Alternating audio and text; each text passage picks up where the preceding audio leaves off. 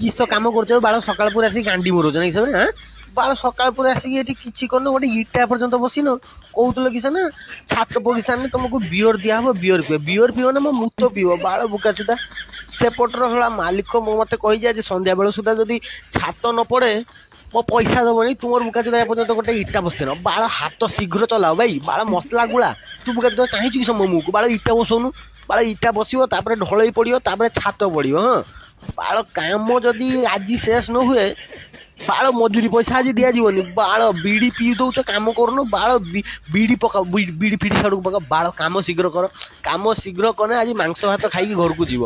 ନହେଲେ ଏଇଠି ଗାଣ୍ଡି ମରିବ ମଜୁରୀ ପଇସା ବି ଦିଆହବନି ବାଳ 3 ଦିନ ହେଲା ଗୋଟେ ଛାତ ବଗିଚା ଯାଇଛ ଏତେ ପର୍ଯ୍ୟନ୍ତ ଇଟା ବସେଇ ନାହାନ୍ତି ବାଳ କାଡୁ ଆଇଛ ସବୁ ବାଳ ଶୀଘ୍ର କାମ କର